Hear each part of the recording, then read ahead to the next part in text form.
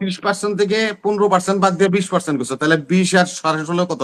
36% সুদ আমার তৈরি পোশাকদের দিতে হবে ট্যাক্স আমেরিকাকে। আমরা এখন পর্যন্ত এর কোনো ব্যাখ্যা পেলাম। আমার পরবর্তী প্রজন্ম এদের কাছ থেকে এদেরকে নেতা হিসেবে মেনে নিবে, এমনটাই তো আমরা প্রত্যাশা করেছিলাম জনগণ। আপনারা আমাদের জন্য 17 বছর আয়না করে থাকছে একটা লোক, সততার কাছ থেকে দূরে সরে যায়নি। তাকে নিয়ে মন্তব্য করে নাসিরউদ্দিন উজ্জা, এত বড় সাহস! এগুলি গয়বেলছি কায়দায় আমাদের দেশের এই যে ভাই বলে, হাসিনুর ভাই বলে, আফসারি ভাই বলে, এই গোয়েন্দারা একটা টিম ওয়ার্ক করে। ওরা এখনো ওই যেটা হাসিনুর ভাই প্রায় বলতেছে, এটা নিয়ে প্রতিবাদ করতেছে উনি প্রত্যেক দিন, উনি সকল টক শোতে এটা বলতেছে যে এই গোয়েন্দা বাহিনীগুলিতে রয়্যাল লোক আছে, বাহিনীগুলিতে রয়্যাল লোক আছে। উনি প্রতিদিন এই কথা বলছে। এই শব্দ আমরা দেখলাম একজন মেজর সাহেবের নাম পাওয়া গেল। তাহলে হাসিনুর ভাই যে দীর্ঘদিন এই কথাটা বলছে, কথাটা সত্য।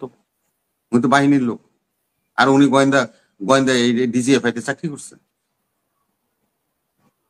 এই ডিজিএফআই তে চাকরিরত অবস্থায় আবার ওনার চোখ বাইন্দা নিয়ে আয়না করে লয়ে গেছে। তো উনি তো সবাইকে চিনে, ওনার কলিগ তো এরা, কে কে কোন জায়গায় রয়ের সাথে সম্পৃক্ত সবকিছু জানে।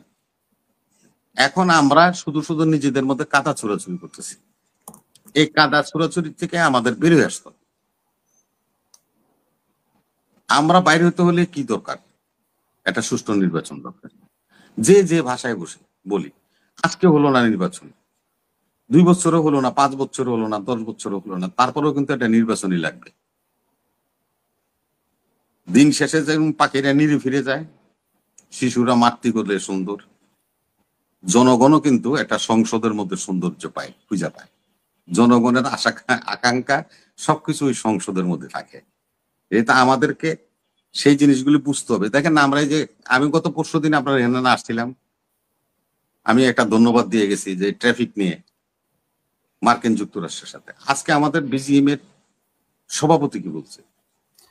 সে বলছে যে ভাই এত খুশি হওয়ার তো কিছু নাই, 16.5% তো ট্যাক্স আমি এখনই দিই, আর হলো 35% থেকে 15% বাদ দিয়ে 20% করছে, তাহলে 20 আর 16.5 কত? 36% সুদ আমার তৈরি পোশাকদের দিতে হবে ট্যাক্স আমেরিকাকে। আমরা এখন পর্যন্ত এর কোনো ব্যাখ্যা পেলাম না। আমরা কি বলছি? আপনার টক শোতে আসা আমিনী ভাই বলতো, হ্যাঁ আমিনী ভাই বলতো, হাসিনুর ভাই বলতাম, কি বলতাম? এই যে এই মোংলা পোর্টের চুক্তি করলো আমরা দেখলাম না, চট্টগ্রাম বন্দর দিয়ে দিল আমরা দেখলাম না, এই যে রেল ট্রানজিট দিল আমরা দেখলাম না, আদানির থেকে বিদ্যুৎ আনলো চুক্তি করলো আমরা জানলাম না। সব সরকারি হলো না জানা সরকার। আমেরিকা থেকে কি নিয়ে আসছেন ওনারাও জানায় না। নন এগ্রিমেন্ট বলে একটা কথা আছে, এটা হলো আন্তর্জাতিক স্বীকৃত বিষয়। নন এগ্রিমেন্টটা হলো কি জানেন আপা? শুনেন, আমরা দুই পক্ষ একটা এগ্রিমেন্ট করবো, যদি কোনো পক্ষ বলে যে না এই এগ্রিমেন্ট আপনি ফ্লাশ করতে পারবেন না, তাহলে এটা জনসমক্ষে নিয়ে আসা যাবে না। সেরকম একটা এগ্রিমেন্ট হয়েছে, এই সেম এগ্রিমেন্ট হয়েছে, ওই হাসিনার লোকে দেওয়া হয়েছে। আপনার সরকারে আছেন, চেয়ারে আছেন, আপনার সাথে তাই হয়েছে। তাহলে আপনার সাহস নেই কেন? বলেন না কেন? বলতে পারবেন না তো, কেন? ওই যে চুক্তি, যে আমি তোমার সাথে চুক্তি করছি, এটা তুমি কেউ বলতে পারবে না। আমরা শুধু ধোঁয়াশার মধ্যে চলছি, আমাদের গাড়ি চলছে। হ্যাঁ শেষ করতেছি ভাই। এই জন্যই বলছি যে আমরা ছাত্রদের কাছ থেকে অনেক কিছু আশা করতে চাইছি। ছাত্রদেরকে আমরা কি মনে করছি? ত্রাতা মনে করছি। এই ছাত্রদেরকে আমরা হিরো মনে করছি, আমাদের আইডল মনে করছি। আমার পরবর্তী প্রজন্ম এদের কাছ থেকে এদেরকে নেতা হিসেবে মেনে নিবে, এমনটাই তো আমরা প্রত্যাশা করেছিলাম জনগণ।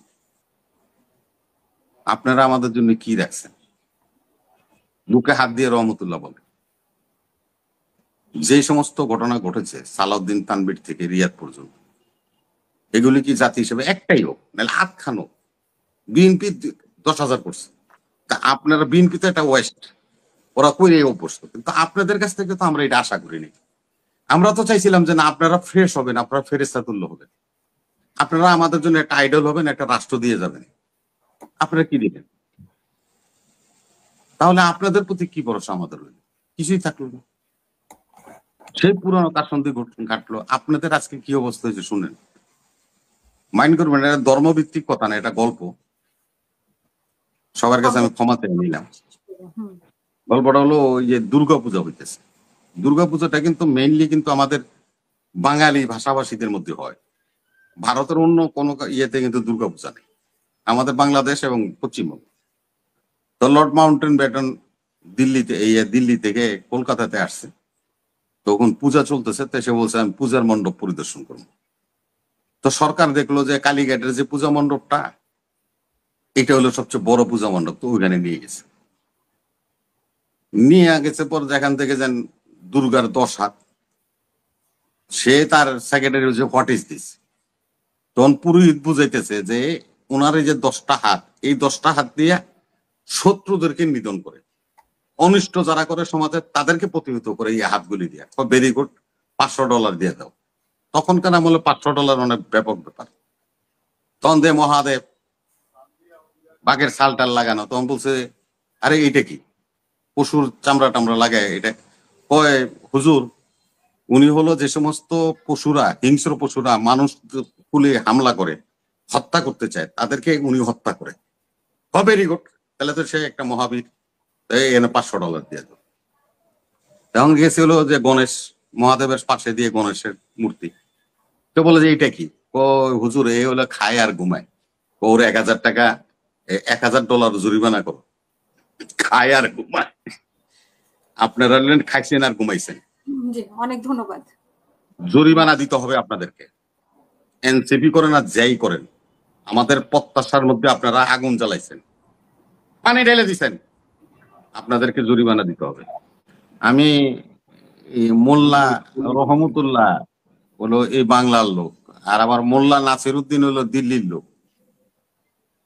তো মোল্লা নাসিরউদ্দিন আবার ছাত্র ফেডারেশন করতো, ও হলো কমিউনিস্ট, রয়ের ব্রেন চাইল্ড। ওর দিকে খেয়াল রাখো, তা নিলে দলের 12টা বেজে যাবে। আর সবচেয়ে কথা হলো যে বিতর্কের ঊর্ধ্বে উঠে যারা রাজনীতি করতে পারে, রাজনীতিটা হলো একটা সহনশীলতা।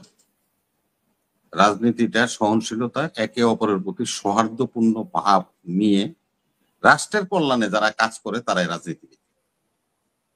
এই কথাটা যদি হয়, তাহলে খোঁচাখুচি করাটা বন্ধ করতে হবে, এগুলি থেকে নিজেদেরকে বের করে। আমরা তো একটা নতুন কিছু দেখতে চাই তোমাদের কাছে, আমরা তো নতুন কিছু বন্দোবস্তের কথা তোমার, আমরা নতুন কিছু দেখতে চাই।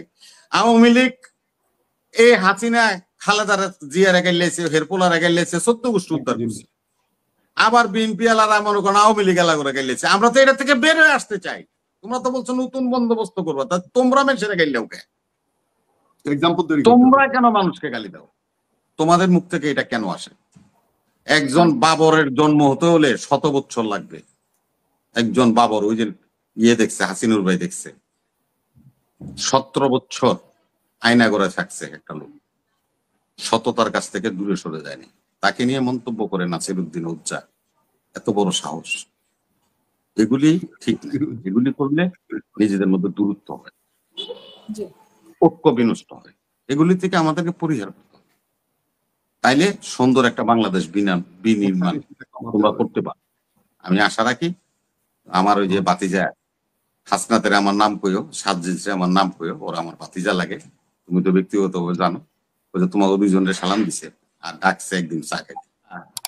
এইটা কিন্তু প্রচার করেন, পৃথিবীতে সবচেয়ে শ্রেষ্ঠ জ্ঞানীরা সব নন মেট্রিক। রবীন্দ্রনাথ নন মেট্রিক, নজরুল নন মেট্রিক,